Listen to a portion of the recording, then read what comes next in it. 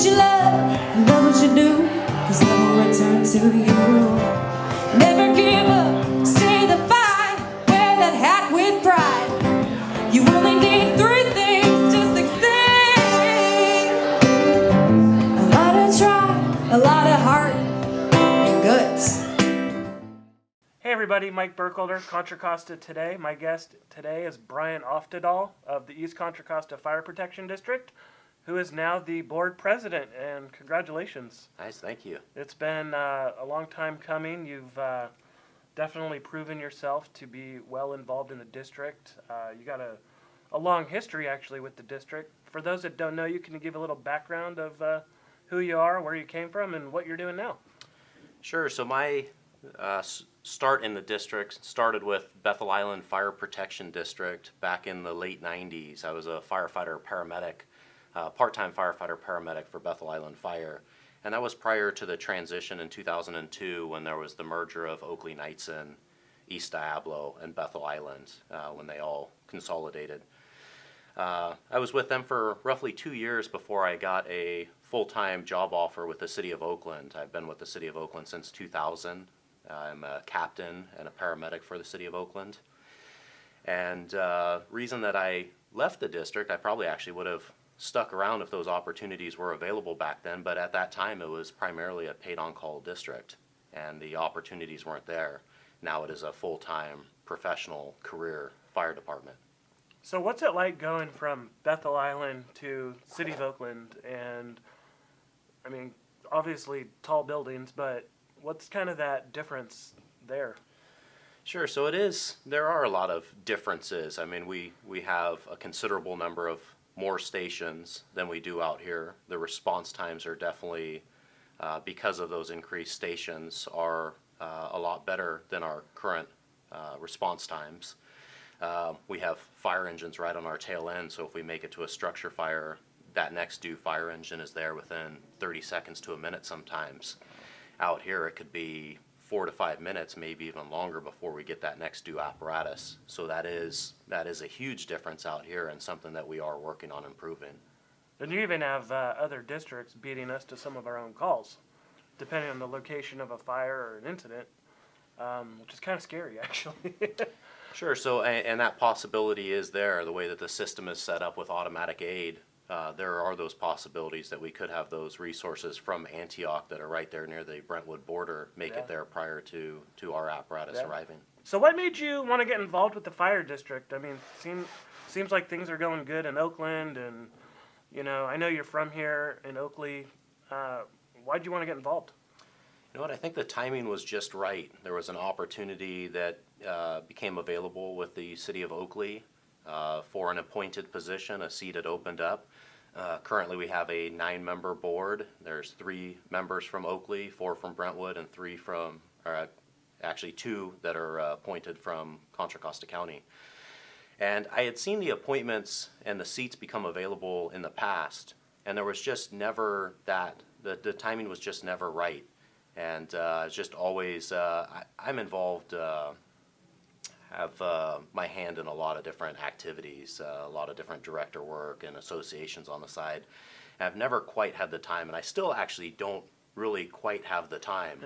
But this was actually more ideal than anything. And I've watched the struggles in the district. I've watched us having 8 firehouses open to down to 3 firehouses and kind of fluctuating in between, and watching the news and reading the paper, and just it's always frustrating to see what was going on out here. And I really felt like this was an opportune time for me to get back. As I spoke with you a little bit before we started the program, that you know, my mindset is very operational in nature. Sure. I've been fire, EMS, so either EMT or paramedic, for a little over 20 years now.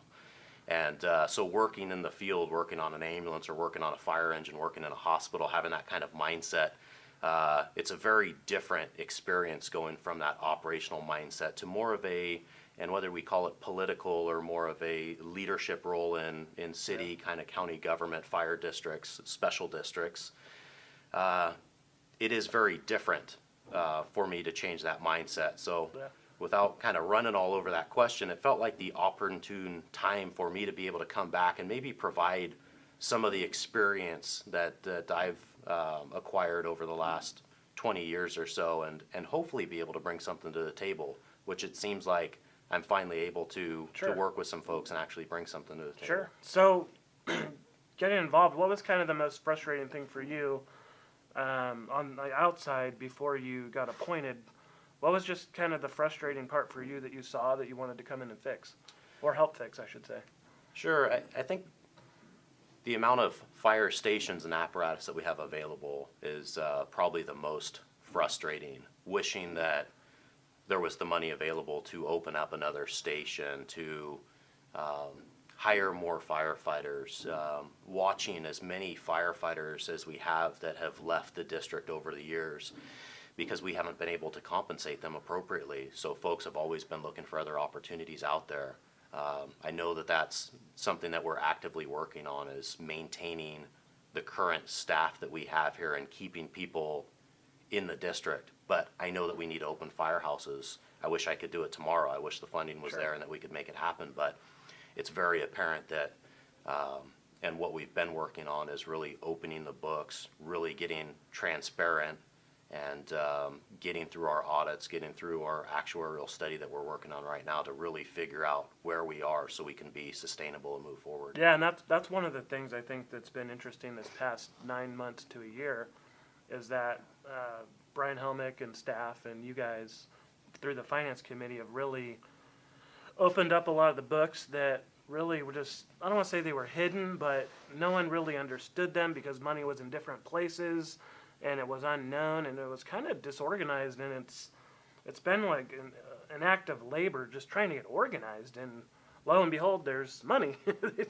that's one-time use, which is allowing you guys to do a lot of good things. How hard has it been dealing with the rhetoric of the whole district? I mean, there's dozens of ideas of where to go in the future, how many stations we need, firefighter pay. Can you address kind of the rhetoric and how rather than putting ideas out on social media, come to meetings, meet with you guys, discuss it, and kind of maybe address that? Yeah, so that was a lot. Yeah. A lot in that one question there.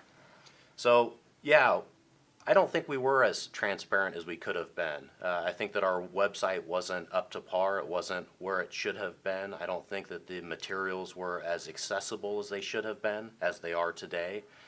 I think that our website that is up has a ton of material available. You could spend an hour on the website just clicking through the different links and pulling up whether you're looking for board agendas or you're looking for any of the materials that we're talking about. The budgets are on there now. Sure, budgets are on there. There's a whole transparency section. There's our operational numbers are on there showing how many calls we're running, what our response times are. There is a ton of information on that website, and if there's items that are missing, I'd love to know about them and I'd love to get them up there, because that is the big thing that we're trying to work on right now, is just very much communicate as best we can and be as transparent as we can.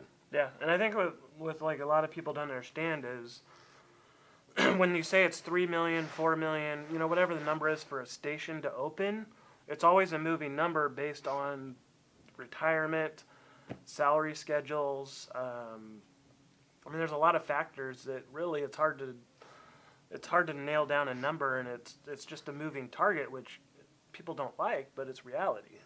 Right now, the hot topic now is you guys are going to open a fourth station is going to be built in Oakley in the Summer Lake area, and I know they're still in the planning stages, but how valuable is that station going to be to have it for when you guys could actually hire more firefighters? Sure. So it's great that conversation has finally concluded, and that we're finally looking at building a station in Summer Lake. That is an ideal location that can potentially cut the response times in half from our current response times into Bethel Island, into Knightson. even being able to shoot down sellers and hit Byron and get better response times to Brentwood, Discovery Bay, and the other parts of our district. So for that station, for that, the legal action to finally conclude, and for the conversation to start looking at building a firehouse, for me, that's, I love being at this point. I mean, there's obviously a lot of conversation, building costs, who's potentially going to put in for the RFP or RFQ to build the firehouse. You know, you talk about costs of building a fire station and or operating a fire station could be upwards of $4 million. Putting a fire apparatus, getting the necessary equipment, having the funds available to staff that firehouse.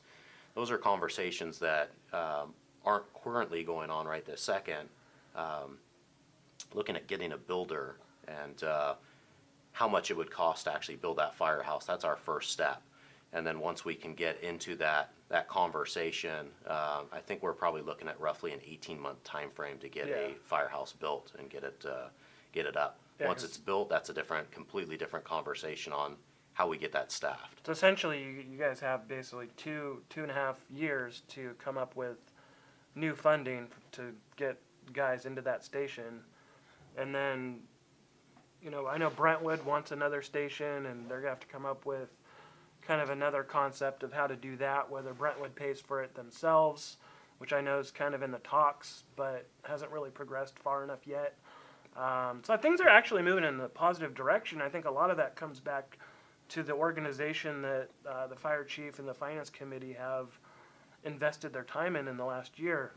So on a positive note, the last couple of months have been really interesting. You guys have been able to send out strike teams. How cool is that to see? It's nice. I like that we've been able to get the guys out. It's been, my understanding, it's been over 10 years since we've been able to get folks out. I know just coming from my day-to-day job in Oakland, we get out every single year, multiple times a year. We send out apparatus, we send out overhead personnel, we send out individuals as part of incident management teams. The experience that firefighters get from going on strike team deployment, overhead deployments, these different opportunities are invaluable. The experience that you're getting out there on the line with live fire or these complex incidents is experience that you can't necessarily get out here. So for our folks to be able to go out there, get these experiences, bring it back, share it with our folks is valuable to the firefighters, to the district, and to the members of the community.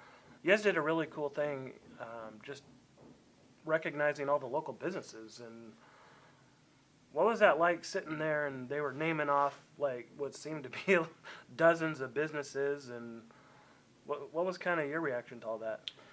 Sure, and I knew from looking at the agenda and reading through the board packet that we were going to be making a presentation that evening. I knew that there had been a lot of businesses and a lot of individuals in the community that had stepped up, that had put together blankets, water, Gatorade, clothing, went out and brought hot food and drink, and just went out and gathered up livestock and fed animals.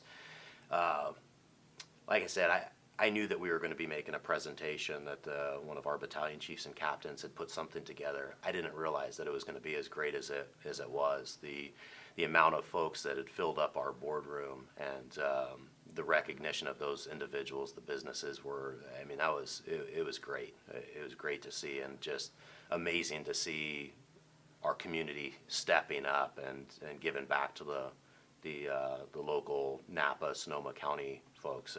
It was very impressive to see that evening. Yeah, it was nice because it kept going and going and going. Brentwood and Oakley, Discovery, you guys all did awesome. So coming up in the next month or two, you guys are gearing up for a mail election, or mail ballot election, I should say. Can you explain kind of what's going on there and kind of what the goal is? And I know you can't tell the community to vote one way or the other, but what's their ability to vote on? Sure. So in March, members of the fire district can expect to receive a mail ballot And what we're asking is whether the public would like to reduce the size of the board from the current 9-member board to a 5-member board. And if you look around most city councils, most fire districts, you'll see that they have a 5-member board. And it allows that whoever, if we're talking about a fire district, it allows the fire chief to have 5 bosses versus having 9 bosses. I know just working with one boss is tough enough. I can't imagine how Chief Helmick has to currently work through 9 of us. It reminds me of Office Space a little bit. I don't know if I ever watched that program. The TPS reports and reporting to bosses. Yeah. Okay. Anyway, continue. Yes. So the idea is to move from a 9-member to a 5-member board. I see there being time saving with production of agendas, production with board packets for 9 different directors. There's a cost associated with that. Sure. I mean, obviously, paper and ink and the personnel hours to build our binders for the directors, so we can come and be prepared and make good decisions based on the material in front of us. If we could drop that from 9 to 5, there's a huge time saving and cost savings there. But it allows the chief to concentrate on his day-to-day activities and decision making by only having those 5 individuals that he needs to make sure that he's making good recommendations to. And then so from this mail ballot election, it'll set the tone for November, and that'll allow the public to vote on either 9 or 5 depending on the outcome of the election. And so then you guys will really be political because you'll be elected at that point. So it's kind of a 2-step process, correct? Sure. Yeah, very much a 2-step project, but that's why we've chose to do the mail-out ballot, was so we could attempt to reduce the board size to a 5-member board. Prior to the November elections, the public had previously asked for the district to go from an appointed to an elected board. And now we're finally at that point that in November that we are going to an elected board. And if we only had those 5 members that folks could sort through the voter packet on, I think it's going to make things a lot cleaner and a lot easier Sure. when we come November. I know we're going to wrap this up here pretty quick, but recently, the last meeting, you guys hired a new firm to help you guys with your consulting up in Sacramento and at the state level.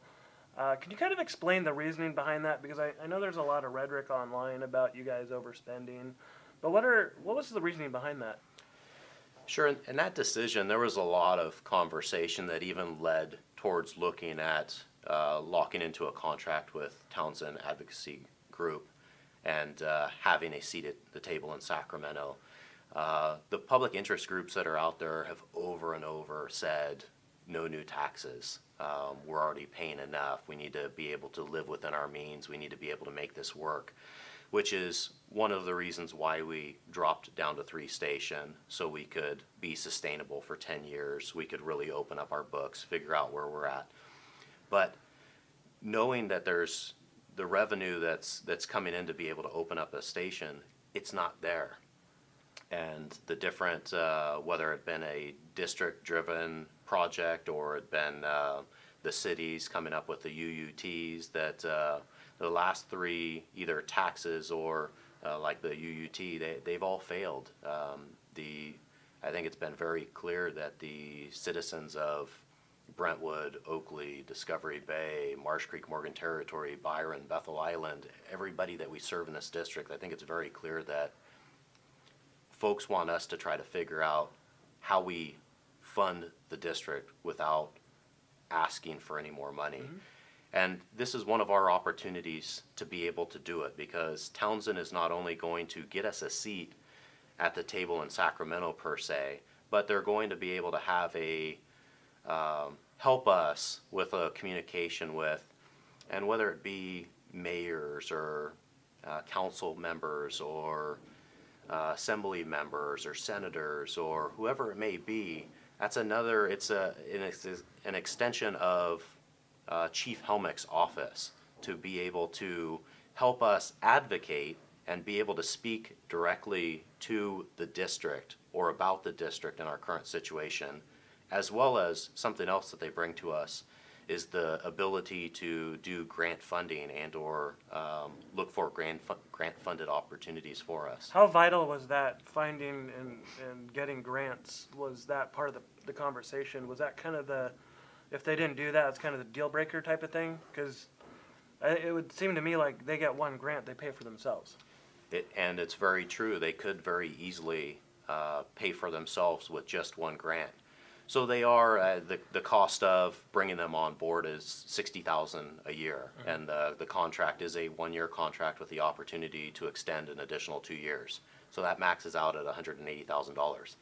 That is a pretty penny. I mean, Sure. That is a significant amount of money. But the value of having them in Sacramento and working with our assembly members, our senators, our stakeholders is huge. And if they can bring a grant in, $50,000, $100,000 grant. There are a ton of grants out there for personal protective equipment, Yep. apparatus. We're looking at working with law enforcement and unified response to violent incidents and Yep. potentially having ballistic gear available for firefighters. Equipment's expensive. And if Sure. they could find us a grant, I mean, they could easily pay for themselves very quickly. Yes, and that's what I think people kind of miss the point on that. I think they just look at the dollar signs and not the actual intangibles. Sure. I know we got to wrap this up, so I mean, how happy are you with the direction of the district since you've been on the last year? I mean, where do you see it going? So I'm extremely happy with where we're at right now. Being able to, once that vacancy occurred in the fire chief's position and bringing on an interim fire chief, Brian Helmick, and now appointing him as a permanent fire chief, he's done a fantastic job leading the district, providing clear leadership, clear direction to his battalion chief, to his firefighters, working the communication with the board and the recommendations that he's bringing forward are on point. He's done a tremendous amount of work.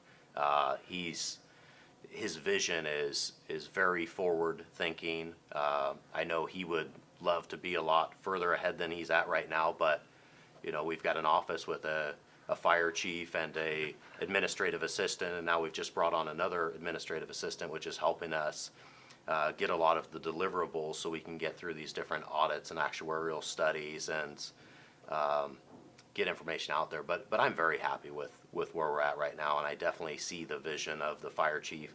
I see the direction of the board. I actually see where we're going, and I know that we're making positive movement. And that's what I think what's frustrating with people is they focus so much on the stations, whereas you guys could potentially open a station tomorrow, but you don't have that foundation yet to sustainably keep it open for more than a year at a time. Take a little bit more time to build that foundation. Now you've got the 4th station open for hopefully ever, and then a 5th station could potentially come, then a 6th station. I mean, you got to have that foundation. I think that's where Brian's really focused. Does he ever sleep? hard to imagine that he does. I bet he probably gets at least 3 or 4 hours in a night. But yeah, you can definitely tell he does a lot of thinking, and that's the thing is, you know, could we open up a station right this second? Sure, but you know, we'd probably be able to keep it open for 6 months, a year, and then we're going to do what we've been doing. We're going to be band-aiding the situation like we've been doing, and you know, it's not the right thing to do. I think, you know, we talked about opening our books, really seeing where we're at, really completing these. I talked about the audits and the actuarial studies. We need to know what are the good numbers, what are the good figures, where are we really at, what do we currently have right now, what do we have that we could potentially you know, either sell or transition off. Sure. You know, I don't think we really know 100% where we're at, and that's what we've been doing right now is just really building that solid foundation, building that groundwork so we can move forward into open up that 4th, 5th, and 6th permanent station. And I see a lot of what you guys have been focusing on is kind of cleaning up the district for that elected board so they could hit the ground running and So with that, I mean, thank you so much for coming on the show and talking about the district. It's been a pleasure. I think you're doing great things. Thank you. Thank you everybody for watching. Please like, subscribe, leave happy comments, snide remarks, start the conversation. We'll see you next time. Take care.